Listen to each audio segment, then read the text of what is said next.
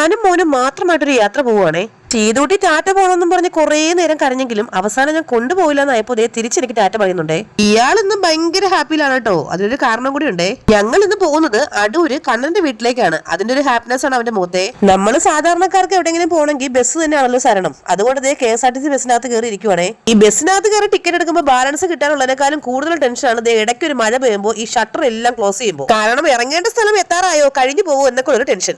പിന്നെ ഒരു 150 പ്രാവശ്യം ഇങ്ങനെ ഷട്ടർ പൊക്കി നോക്കും, സ്ഥലം എത്തിയോന്ന്. ഇനി ഈ മഴ തോന്നുന്നു ബസ്സിൽ നിന്ന് ഇറങ്ങുന്നവരെ മനുഷ്യന് ഒരു സമാധാനം ഉണ്ടാവില്ല. അങ്ങനെ ഞങ്ങൾ ബസ്സിൽ നിന്ന് ഇറങ്ങി കണ്ണന്റെ കുറച്ച് സ്നാക്സ് മേടിച്ചോണ്ട് പോവുകയാണ് കണ്ണന്റെ വീട്ടിലോട്ട്. മോന്റെ കയ്യിലും ഉണ്ട് കുറച്ച് പൊതി, എന്റെ കയ്യിലും ഉണ്ട് കുറച്ച് പൊതി. ഇതെല്ലാം കണ്ണന് കൊടുക്കാനാണ് കേട്ടോ.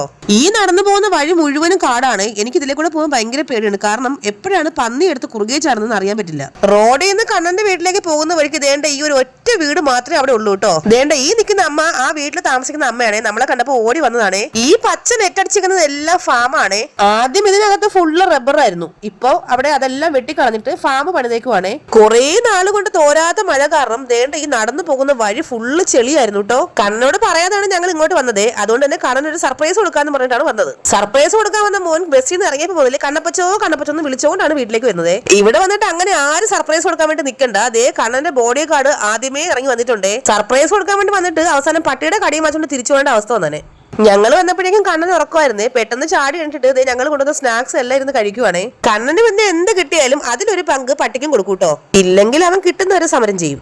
ഇവിടെ വന്ന് അവന്റെ കണ്ണപ്പച്ചനെ കണ്ണന്റെ സന്തോഷമാണ് ദേണ്ട അവന്റെ ഉള്ളിൽ നിന്ന് ഈ ഡാൻസ് ആയിട്ട് പുറത്തേക്ക് വരുന്നതേ. മിക്കവാറും അവൻ കളിച്ച് ഇന്ന് ഈ കട്ടിലിനെ ഓടിച്ചിടാൻ ചാൻസ് ഉണ്ടേ.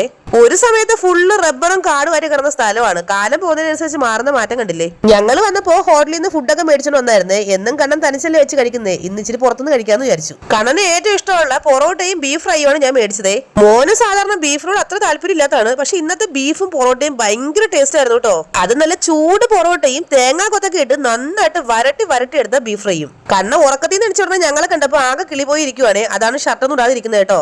നമ്മളെല്ലാരും കഴിച്ചു കഴിഞ്ഞ ശേഷം തോട്ടിലേക്ക് എന്തിനാണ് ഈ കണ്ണൻ പോകുന്നതെന്ന് വെച്ചാല് ഇനി പട്ടിക്കും പൂച്ചയ്ക്കും താറാവിനും ഒക്കെ ഉള്ള ഭക്ഷണം കൊടുക്കാനുള്ള പാത്രങ്ങൾ കഴുകാൻ പോകുന്നതാണേ. ഈ നിൽക്കുന്ന കാന്താരമുളകിന്റെ ചെടി സത്യം പറഞ്ഞ ഇവിടെ വന്നിട്ട് 10 വർഷമായി. ഇപ്പോഴും ഇഷ്ടം പോലെ കായുണ്ട്. മോന്റെ കയ്യിലെ പാത്രത്തിൽ ഇരിക്കുന്ന ഈ ചോറ് കണ്ണന്റെ ഭാഷയെ പറഞ്ഞ ബിരിയാണി എന്ന് വെച്ചാല് നല്ല ഫ്രഷ് മീനും അരിയും കൂടെ ഇട്ട് നന്നായിട്ട് വേവിച്ചെടുക്കുന്ന സാധനമാണ്. കൂടെ ഉപ്പും മഞ്ഞളും കൂടെ ചേർക്കുമ്പോൾ കണ്ണന്റെ ബിരിയാണി തയ്യാറ്. ഇത് ഒരു സെക്ഷൻ ചോറ് കാക്കകൾക്കുള്ളതാണ്.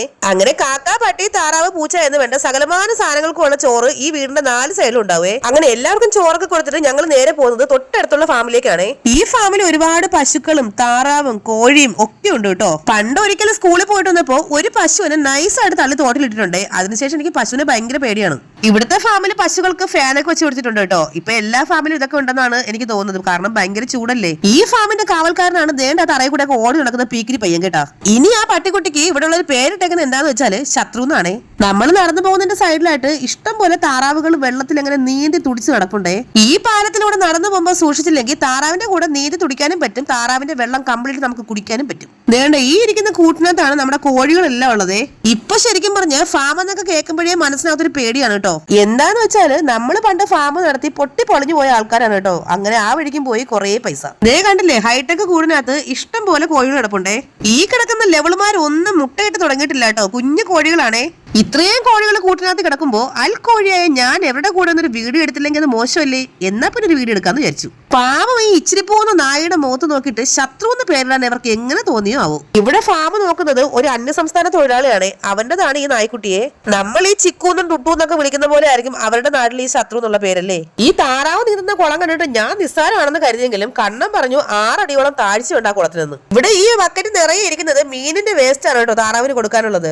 ഇനി അവിടെ നിന്ന് കറങ്ങിയ ഓണർ അടിച്ച് പുറത്താക്കുന്നുള്ളതുകൊണ്ട് ഞങ്ങൾ നൈസായിട്ട് പുറത്തിറങ്ങി. ഞാനിവിടെ കണ്ണന്റെ ഒപ്പം ഉണ്ടായിരുന്നപ്പോ ഞങ്ങൾ ഇവിടെ വന്നിട്ടാണ് കുളിച്ചോണ്ടിരുന്നത് കേട്ടോ. ഇപ്പൊ നിറയെ വെള്ളമുണ്ട്. ഇനി ഞങ്ങൾ തിരിച്ച് ആയൂരുള്ള വീട്ടിലേക്ക് പോവുകയാണേ. ഇവിടെ ടൗണിൽ നിന്ന് ഇച്ചിരി ഉള്ളിലോട്ടുള്ള ഏരിയ ആയതുകൊണ്ട് ഇവിടെ വണ്ടിയും വെള്ളമൊന്നും കിട്ടൂല കേട്ടോ. അതുകൊണ്ട് ഞങ്ങളെ കണ്ണൻ കൊണ്ടാക്കാന്ന് പറഞ്ഞേ ബസ് സ്റ്റാൻഡ് വരെ. പണ്ട് കണ്ണന്റെ ഈ വണ്ടിയിൽ ഞങ്ങൾ പോകാത്ത സ്ഥലങ്ങളൊന്നും ഇല്ലായിരുന്നു. ഇവിടുന്ന് മൂന്നാറിലൊക്കെ ഞങ്ങൾ ഈ ബൈക്കിലാണ് പോയിക്കൊണ്ടിരുന്നത്. പക്ഷെ ഇപ്പൊ കുറെ നാളുകൾക്ക് ശേഷം ഈ വണ്ടിയുടെ പുറകെ കയറുമ്പോ എനിക്ക് എന്താണെന്നറിയില്ല ഭയങ്കര ഒരു പേടി. അങ്ങനെ വരുന്ന വഴിക്ക് കണ്ണൻ റബ്ബർ വെട്ടുന്ന സ്ഥലത്തൊന്നും ഇറങ്ങിയായിരുന്നേ. വേണ്ട ഈ കിടക്കുന്ന റബ്ബർ മരങ്ങളെല്ലാം കണ്ണം വെട്ടുന്ന മരങ്ങളാണേ. സത്യം പറഞ്ഞാൽ ഈ പരിസരത്ത് ഒരു മനുഷ്യ കുഞ്ഞു പോലും കാണാനില്ല. എങ്ങനെ കണ്ണം വെളുപ്പാങ്കാലത്ത് വന്ന് ഇവിടെ വെട്ടുന്നെന്ന് വെച്ചാൽ എനിക്കറിയാൻ വയ്യാട്ടോ. ഒരു 3-4 വർഷങ്ങൾക്ക് മുന്നേ ഞാനും കണ്ണനും രാത്രി 12 മണിക്ക് വരെ റബ്ബർ വെട്ടാൻ പോയിട്ടുണ്ടേ. ദേണ്ട ഈ ഇരിക്കുന്ന ബാരലുകളിലാണ് പാലെടുത്ത് ഒഴിച്ചു വെക്കുന്നത് കേട്ടോ. വീഡിയോ ഒക്കെ എടുത്തിട്ട് തിരിഞ്ഞു നോക്കിയപ്പോ എന്റെ പുറകിൽ ഇന്ന് അച്ഛനെ മോനെ കാണാനില്ല. ഇനി എന്നെ എങ്ങനെ ഇവിടെ തനിച്ചാക്കിട്ട് പോയോ എന്തോ രണ്ടും കൂടെ. അങ്ങനെ നോക്കി വന്നപ്പോ രണ്ടും കൂടെ നേരെ താഴെ ഒരു കുഴിയിൽ നിൽപ്പുണ്ടേ.